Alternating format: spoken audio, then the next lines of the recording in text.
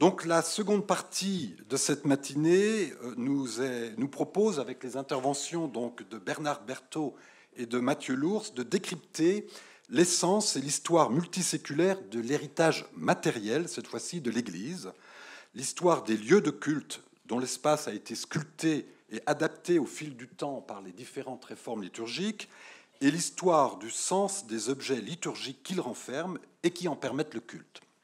Alors Bernard Berthaud, vous êtes conservateur du musée d'art sacré de Fourvière, vous avez présidé à sa renaissance en quelque sorte, vous avez été nommé en 2002 par Jean-Paul II consulteur de la commission pontificale pour les biens culturels de l'Église et reconduit par Benoît XVI jusqu'en 2012.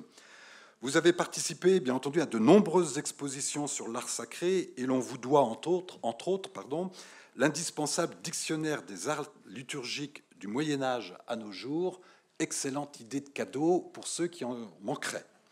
Donc, depuis 2014, vous êtes le président de l'association Europae Tesori, association internationale qui œuvre en faveur de la connaissance et de la valorisation des trésors ecclésiastiques. Et vous allez donc nous proposer de porter un nouveau regard sur les objets sacrés et d'en décrypter la polysémie. Merci. Je vous remercie, Excellences, Mesdames, Messieurs, Messieurs les abbés, chers collègues. Je vais partir tout de suite dans le vif du sujet sur l'objet liturgique, qui comprend évidemment orfèvrerie et vêtements, avec les acteurs même de la liturgie, est un élément visible de la prière publique de l'Église dans le monde de l'Église romaine. Donc l'objet liturgique est en fait un objet antinomique. C'est un objet qui a plusieurs fonctions. Bien sûr, la première, c'est un objet utile. On en a l'usage au cours des célébrations, on ne peut pas célébrer sans objet. C'est un objet donc qui sert, un objet qui est quelquefois d'origine trivale, un verre, une assiette, une cuillère, un mouchoir.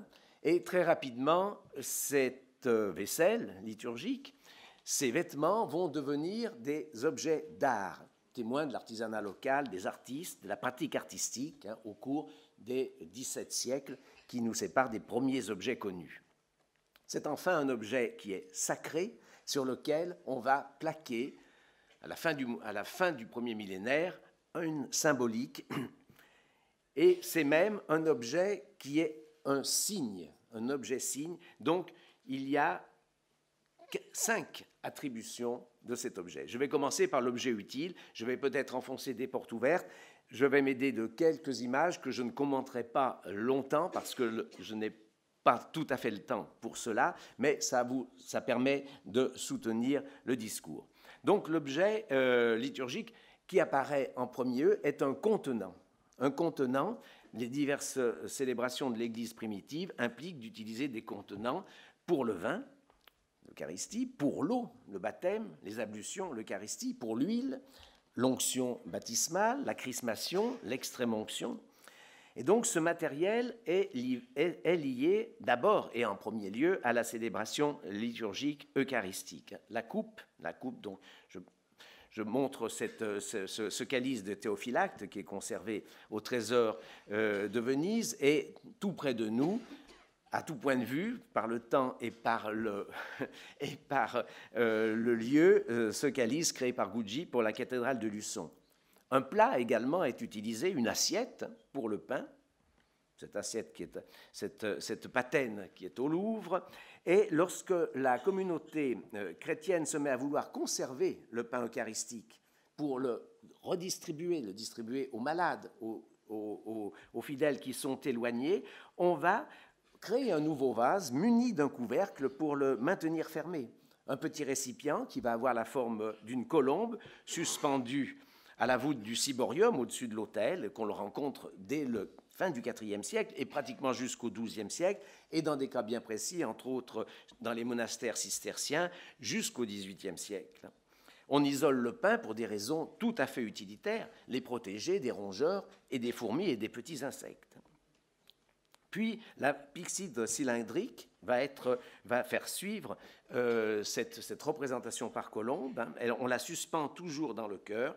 c'est la naissance du ciboire, qui est toujours utilisé de nos jours, qui est une pyxide, en fait, un petit récipient, qui est muni d'un pied. Pourquoi? Pour pouvoir le prendre plus facilement lorsque on se met à distribuer plus facilement l'Eucharistie.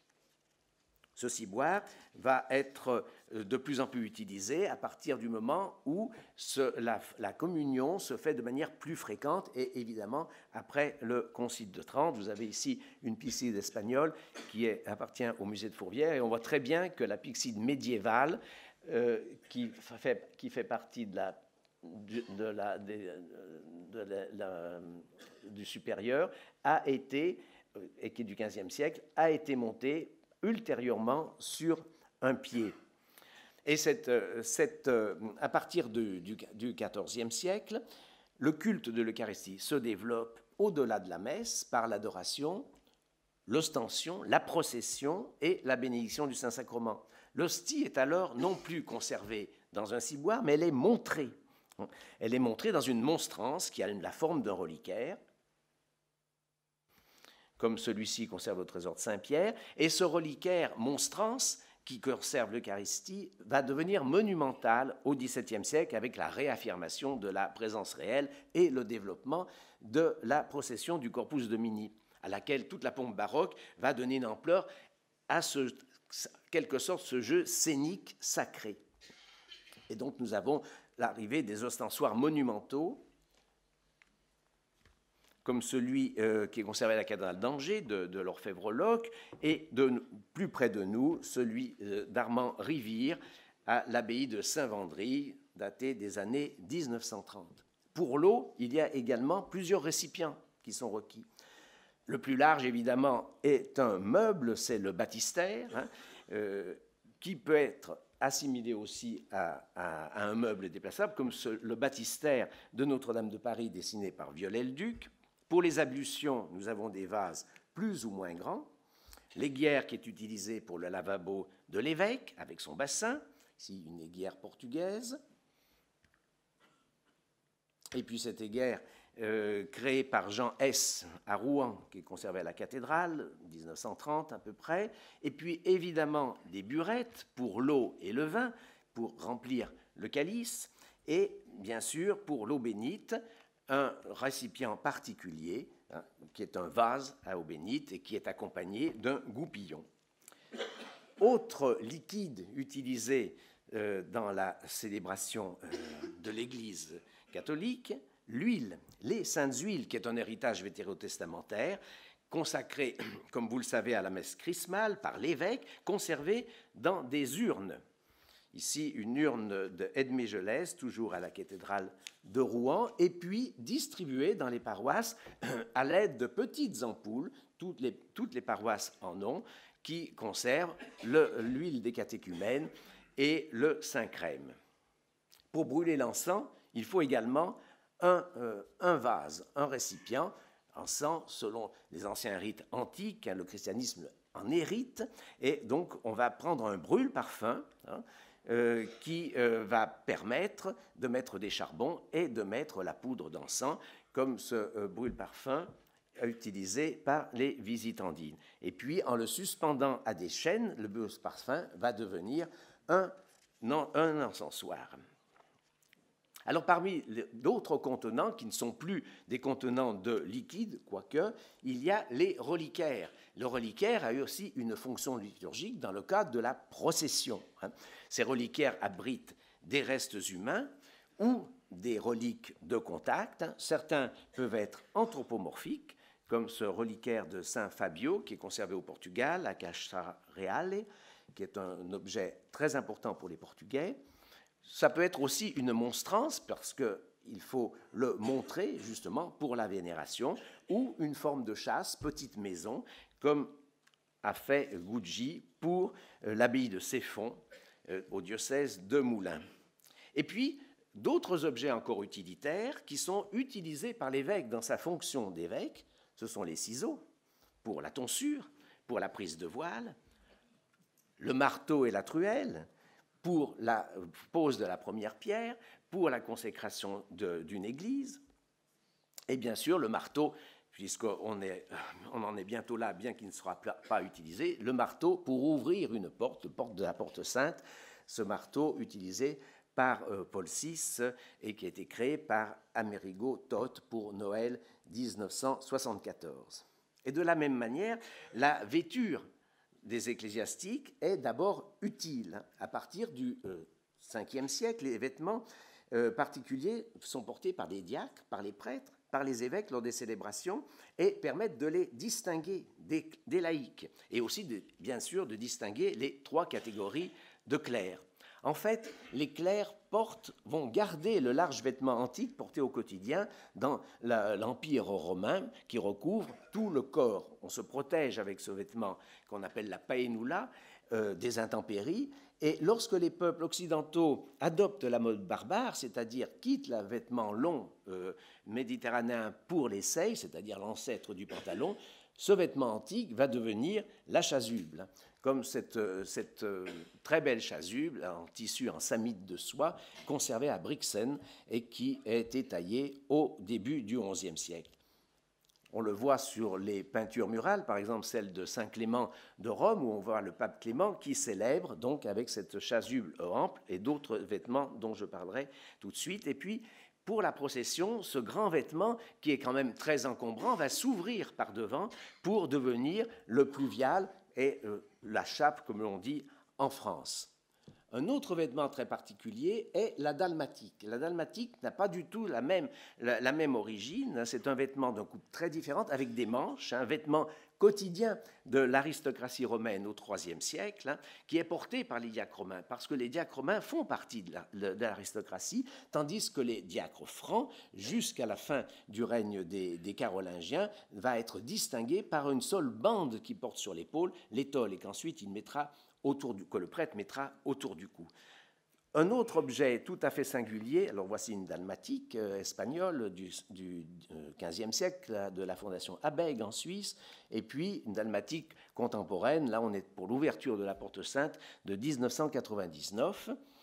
Un autre objet tout simple et tout bête, c'est un mouchoir. Vous voyez ici sur cette miniature, l'abbé, c'est un abbé qui porte à la main un petit mouchoir qui va devenir le manipule. Et pourquoi un mouchoir? Mais simplement pour s'essuyer le visage, les mains, il fait chaud, il fait froid. Donc on a besoin de quelque chose. Aussi après la consécration avec les huiles saintes, il faut se nettoyer la main, donc un mouchoir. Et ce mouchoir vient bien sûr devenir le manipule. Et concernant également les évêques, elle est de côté, je suis désolé, un peu de torticolis, le grémial, ce tablier que l'évêque va ceindre pour les fonctions salissantes, entre autres avec l'huile. Et on le voit mieux, j'espère, sur cette photo, le cardinal Wyszynski qui célèbre pontificalement avec ce tablier grémial sur les genoux. Le grémial, genou, vous voyez la liaison. Alors, cet objet utile va devenir très rapidement un bel objet.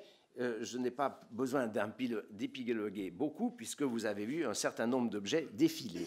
Donc, effectivement, très tôt, on va faire ce qu'il y a de mieux. On va aller trouver, la communauté va aller trouver un artisan local, un artiste, et on va utiliser pour l'orfèvrerie, pour la vaisselle liturgique, le métal précieux, parce que c'est moins fragile que du verre, c'est moins fragile que la poterie, c'est plus pérenne. Et pour le vêtement, ce sera la même chose. On va prendre de la soie et du fil d'or dès que la soie est utilisable, parce qu'elle est beaucoup plus solide que la laine, en fait.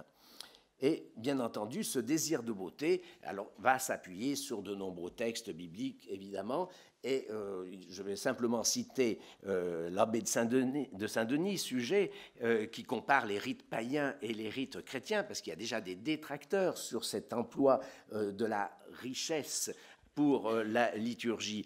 Et donc, il écrit dans son De Rebus Administratione que si des vases de libation, des fioles, des mortiers servaient à recueillir le sang des boucs, des taureaux et de la génisse rousse, combien davantage les vases d'or, les pierres précieuses et tout ce qu'il y a de plus rare doivent-ils être réservés à la réception du sang du Christ. Et il poursuit, la beauté participe à la prière, elle élève l'âme en transférant ce qui est matériel en ce qui est immatériel. alors il me semble, écrit-il, que je peux être transporté d'un monde inférieur à un monde supérieur d'une manière anagogique. Donc, ce désir de beauté est très fondé, mais beauté ne veut pas dire richesse, hein, évidemment. Hein, toute cette problématique mise en évidence par Bernard de Clairvaux est reprise très souvent au cours des siècles, au moment de la Réforme au XVIe siècle, de la crise janséniste, surtout en France, et plus récemment durant la seconde moitié du XXe siècle. Alors, une remarque, avant d'aller plus loin, une remarque s'impose. Au cours des siècles, les objets apparaissent et disparaissent en fonction de leur utilité et des besoins du rite, et non pour autre chose. On va remplacer, comme vous l'avez vu, la colombe eucharistique par le ciboire à la fin du Moyen-Âge. La création du tabernacle au XVe siècle et celle de l'ostensoir au XVIIe est évidente. Et à la fin du pontificat de Paul VI ont ainsi disparu la tunique du sous-diacre avec la suppression du sous-diaconat, mais aussi les gants et les sandales épiscopales qui n'étaient plus d'utilité. En quelque sorte, on conduit très mal, Excellence, avec des sandales épiscopales. Donc, on ne peut plus. Et le grémial, lui, sert toujours, mais ne sert que pour les actes salissants. Et les ciseaux, et aussi pour la tonsure, ont été abandonnés. L'ostensoir, à un degré moindre, par abandon en maints-lieux, surtout paroissiaux et surtout en France, du salut du Saint-Sacrement après les vêpres. Alors, je passe à une autre dimension de l'objet, l'objet qui devient un signe, et un insigne du pouvoir. Donc, ces objets vont désigner à la communauté celui qui a l'autorité. Et d'abord, le premier objet, c'est le siège, un siège surélevé, un trône. Alors, je ne résiste pas à vous montrer ce dessin absolument extraordinaire d'un trône dessiné au XIXe siècle. Je n'est pas sûr qu'il ait été réalisé. On a plus l'habitude de ces trônes tout simples, de ces sièges de présidence dans les cathédrales. Et lorsque l'évêque se déplace, eh bien, on ne peut pas déplacer le trône, on prend un pliant, comme quand on va pique-niquer. C'est le fal d'histoire, vous voyez, c'est un pliant avec une tenture, donc pour le déplacement de l'évêque. Un autre insigne extrêmement important est le pallium. Le pallium, c'est cette petite, plus ou moins grande d'ailleurs, bande de laine blanche qui marque l'autorité épiscopale d'abord en Orient, dès la fin du IVe siècle, puis en Occident, au Ve siècle, le pape s'en empare, et au VIIIe siècle, il va le distribuer aux évêques de l'Occident chrétien en signe de communion avec le siège apostolique. D'autres lieux vénérés, comme Arles, par exemple, va recevoir le pallium, mais de l'empereur à partir du IVe siècle. Au 8e siècle, donc tous les archevêques métropolitains le reçoivent, et évidemment, je reviens en arrière, ce pallium, vous savez, essayez, ça ne tient jamais, hein, comme il est porté là. Donc, pour le faire tenir sur la chasuble, qu'est-ce qu'il faut? Des épingles. Donc, les épingles de pallium qui vont permettre d'assujettir cette bande sur la chasuble. Et donc, épingles qui, en principe, sont encore portées, mais qui n'assujettissent plus rien, mais qui sont encore portées sur les palliums actuels. Et ce signe donc de communion qu'est le pallium va s'estomper et va devenir une marque d'honneur.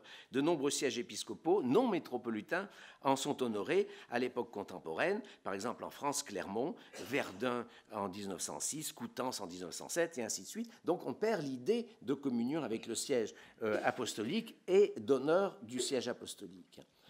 Et troisième élément important, c'est l'anneau. L'anneau épiscopal, l'anneau qui est un signe d'alliance. Depuis le VIe siècle, l'évêque le reçoit lors de son sacre, comme marque de sa juridiction et de sa dignité. C'est le signe du mariage de l'évêque avec son Église. Voici un anneau du début du XVIIe siècle d'un évêque de Toul, Andoulos, qui est au trésor de la cathédrale de Toul, ou un anneau plus proche de nous, 19e siècle, avec la traditionnelle améthyste. Et puis ensuite, un anneau intéressant de Enrico Manfredi, commandé par le pape Paul VI pour le remettre au père conciliaire à la fin du Concile Vatican II, le 7 décembre 65. Quatrième élément, c'est le bâton. Le bâton qui désigne au peuple l'évêque ou l'abbé. C'est le signe de la dignité hérité de l'Antiquité. C'est le signe du sage, c'est le signe du vieillard, excusez-moi. Mais au départ, celui qui a le bâton, c'est celui qui sait, c'est celui qui a l'autorité. La plus ancienne mention, d'ailleurs, se retrouve dans une lettre du pape du pape Célestin, qui meurt au milieu du 5e siècle. Les premiers bâtons sont évidemment en bois, et forment une canne avec, qu'on appellera ensuite le tau. Et puis, petit à petit, l'extrémité se recourbe, le bâton devient une crosse, comme celle du cardinal Fesch, de l'orfèvre Locke, qui est conservé à Lyon, ou plus près de nous, la crosse de d'un abbé de Clairvaux, réalisée par Gucci. Et enfin, dernier signe important d'autorité, si je puis dire, et qui est aussi utile, c'est la mitre qui apparaît à la fin du XIe siècle et qui permet de reconnaître le pontife de loin. Celui qui a le bonnet pointu, c'est le pontife, c'est l'évêque, alors que le reste du clergé a un bonnet clérical en étoffe sombre généralement. Donc, il y a ce distinguo avec, bien sûr, la forme qui va évoluer jusqu'à nos jours avec cette très belle mitre qui a été portée par Benoît XIV. Quatrième dimension, je vais un peu vite, quatrième dimension de l'objet, c'est l'objet sacré. L'objet liturgique devient un objet sacré.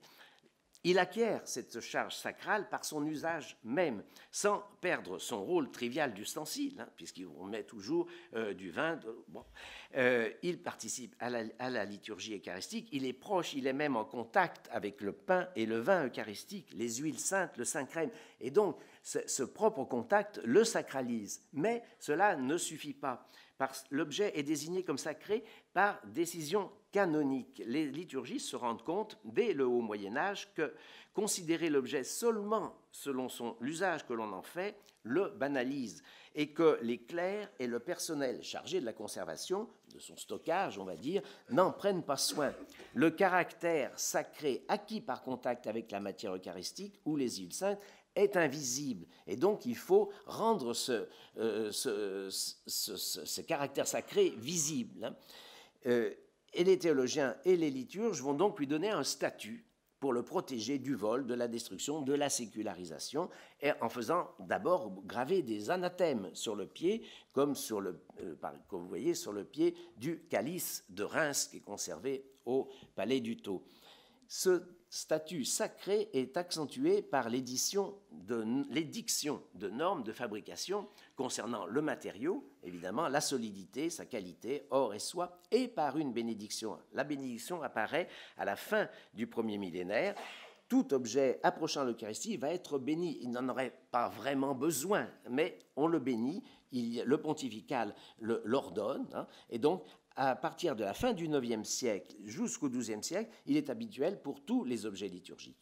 Et de même, le pallium que nous avons vu tout à l'heure, qui est donc une simple étoffe tissée en laine, eh bien, le pape de Rome va la faire déposer, avant de l'envoyer aux archevêques, va la faire déposer sur le tombeau de Saint-Pierre pour qu'elle devienne une relique sacrée, donc pour donner une charge sacrale supplémentaire à cette simple étoffe de laine qui est toute simple et toute bête.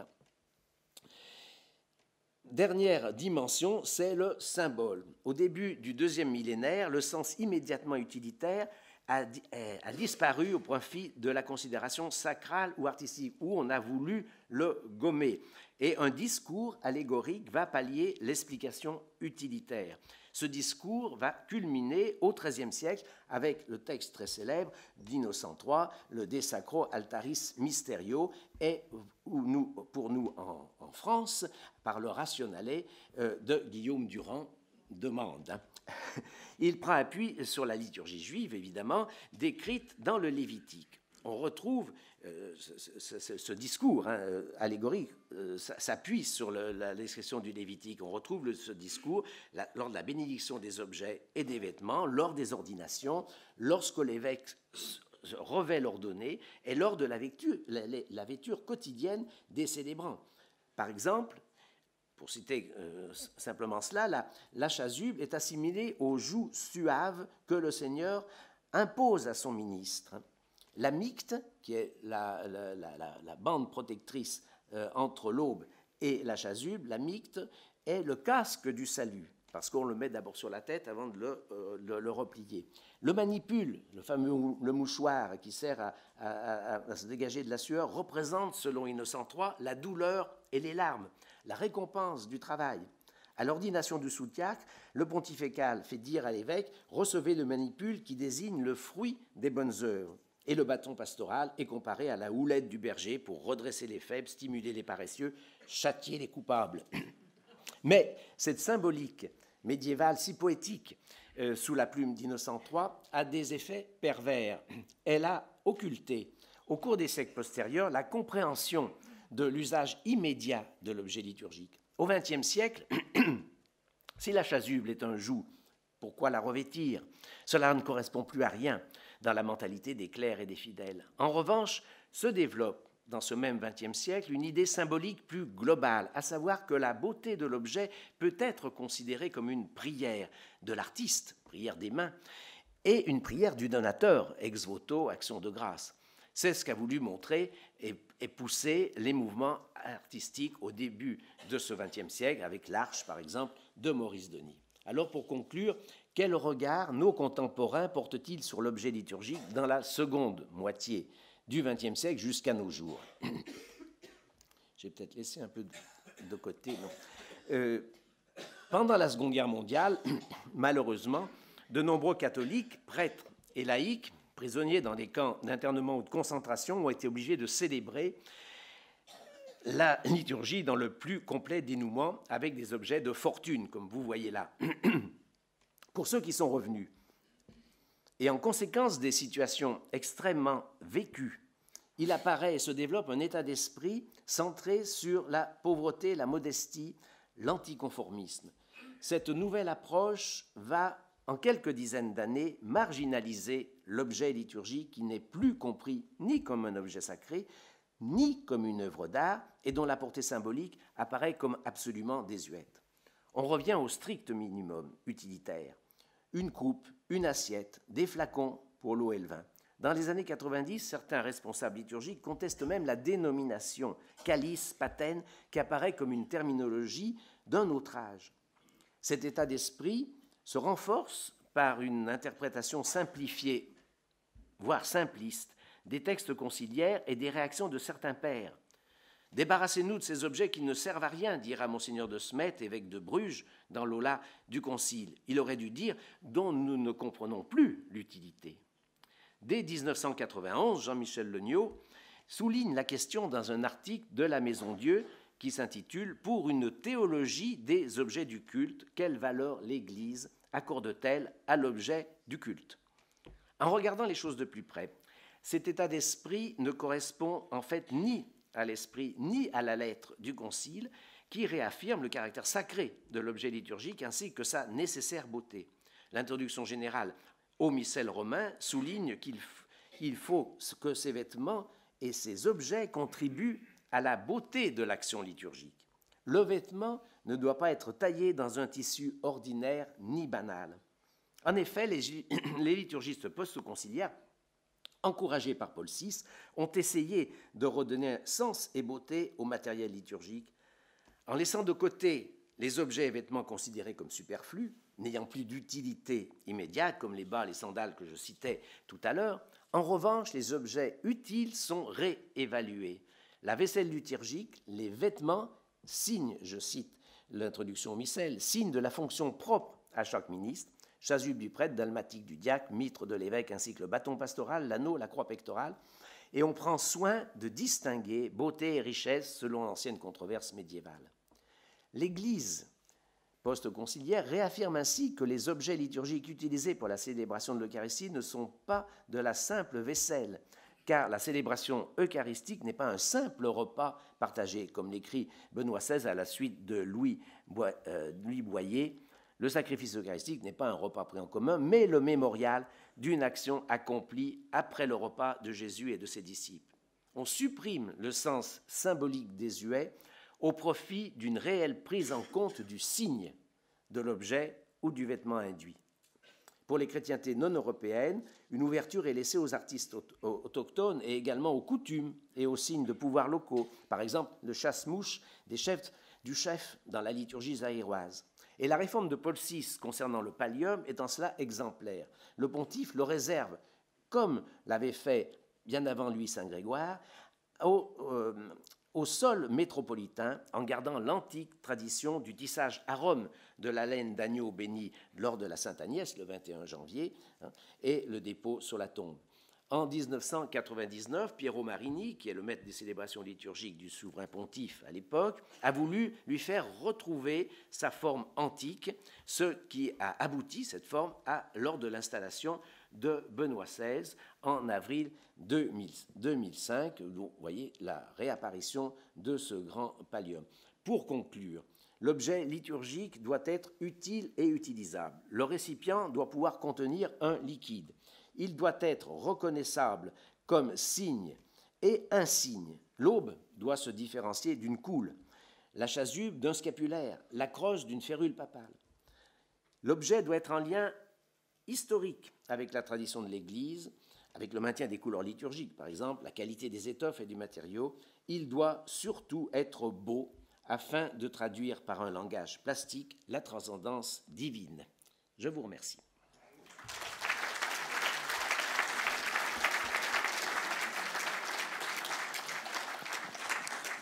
Merci beaucoup pour l'effort de diligence que vous avez mis à nous présenter un sujet effectivement sur lequel je pense que vous pourriez vous exprimer bien plus longuement, mais en voyant la richesse de ce patrimoine mobilier sous toutes ses formes, vous nous rappelez effectivement que ce patrimoine